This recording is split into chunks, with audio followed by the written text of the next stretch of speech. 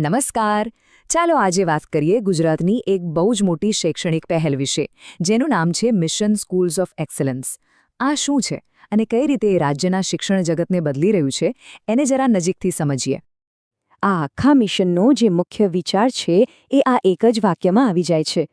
વિચાર તો કરો, સરકારી શાળાઓને સીધી જ પ્રાઇવેટ સ્કૂલની ટક્કરમાં લાવી દેવાની વાત છે. અને આ જ વિચાર આખી યોજનાને બહુ ખાસ બનાવે છે. તો સવાલ એ છે કે આ મિશન સ્કૂલ્સ ઓફ એક્સલન્સ છે શું? એકદમ સરળ શબ્દોમાં કહીએ તો આ ગુજરાત સરકારની એક એવી યોજના છે જે સરકારી શિક્ષણ વ્યવસ્થાને ઉપરથી નીચે સુધી બદલી નાખવા માંગે છે. એટલે કે અહીંયા ખાલી સ્કૂલની દિવાલો પર નવો કલર લગાવવાની વાત નથી થઈ રહી, પણ ભણાવવાની આખી રીતને જ અપડેટ કરવાની કોશિશ છે.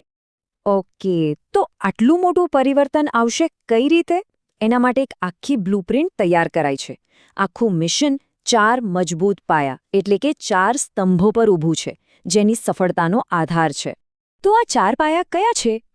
પહેલું છે સ્માર્ટ ક્લાસરૂમ્સ, જ્યાં ટેકનોલોજીની મદદથી ભણતર એકદમ રસપ્રદ બની જશે. બીજું છે સ્ટેમ લેબ્સ, જ્યાં વિજ્ઞાન અને ગણિત જેવા વિષયો માત્ર ચોપડીમાં નહીં પણ હાથથી પ્રયોગ કરીને શીખવા મળશે. ત્રીજું આધુનિક ઇન્ફ્રાસ્ટ્રક્ચર, એટલે કે સારા ક્લાસરૂમ્સ અને બીજી સુવિધાઓ. અને ચોથું વિદ્યા સમીક્ષા કેન્દ્ર, જે ધ્યાન રાખશે કે શિક્ષણની ગુણવત્તા જળવાઈ રહે. ચાલો આને થોડું વધારે ઊંડાણમાં સમજીએ. પ્રેક્ટિકલી આનો શું મતલબ થાય? એનો મતલબ છે કે દરેક બાળકને શીખવા માટે ડિજિટલ ટૂલ્સ મળશે, પ્રેક્ટિકલ નોલેજ માટે લેબ્સ હશે, અને એટલું જ નહીં, નવા ક્લાસરૂમ, રમતના મેદાન અને હાઈ સ્પીડ ઇન્ટરનેટ જેવી સુવિધાઓ પણ હશે. અને મેં કહ્યું એમ, આ બધી વસ્તુઓ પર ડિજિટલી નજર રાખવામાં આવશે, જેથી ક્વોલિટીમાં કોઈ કચાસ ન રહે. સુવિધાઓની વાત તો બહુ સરસ છે, પણ સવાલ એ છે કે આ યોજના કેટલી મોટી છે? શું આ થોડી સ્કૂલો માટે છે કે પછી આ આખા રાજ્ય માટે? ચાલો હવે એ જોઈએ કે આ પરિવર્તનની લહેર ગુજરાતમાં ક્યાં સુધી પહોંચવાની છે. તો મુખ્ય સવાલ, કેટલી સ્કૂલોને આ નવો લુક, આ નવો અવતાર મળવાનો છે? જવાબ જાણીને કદાચ તમને પણ નવાઈ લાગશે. 20,000થી પણ વધારે! હા, બરાબર સાંભળ્યું. આ કોઈ નાનો સૂનો આંકડો નથી.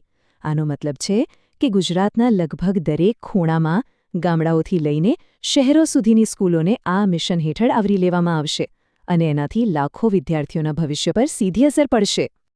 ઓકે, તો આપણે આંકડા જોયા, સુવિધાઓ વિશે જાણ્યું, પણ આ બધું શા માટે?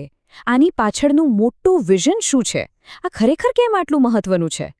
જુઓ, આ વાત ખાલી સ્કૂલોને સુધારવાની નથી. આને ગુજરાતના ભવિષ્ય માટે એક મોટા રોકાણ તરીકે જોવામાં આવી રહ્યું છે. કારણ કે સીધી વાત છે, જ્યારે શિક્ષણનો પાયો મજબૂત હોય ને, ત્યારે જ રાજ્યની પ્રગતિની ઇમારત પણ મજબૂત બને છે. એટલે જ આ પહેલને માત્ર શિક્ષણ સુધારણા તરીકે નહીં, પણ રાષ્ટ્ર નિર્માણના એક ભાગ તરીકે જોવામાં આવે છે. એકદમ આશાવાદી અને આગળની વિચારસરણી છે, ખરું ને? તો આ બધી વાત પછી એક મોટો સવાલ મનમાં રહી જાય છે. જ્યારે આટલા મોટા સ્કેલ પર કોઈ પહેલ થાય, આટલું મોટું રોકાણ શિક્ષણમાં કરવામાં આવે, તો શું તે ખરેખર જાહેર શિક્ષણનું આખું ભવિષ્ય બદલી શકે છે? આવનારી પેઢીઓ માટે શિક્ષણની વ્યાખ્યા બદલી શકે છે? આ એક વિચારવા જેવો પ્રશ્ન છે. આ જ વિચાર સાથે આજે આપણે અહીં અટકીએ. આભાર.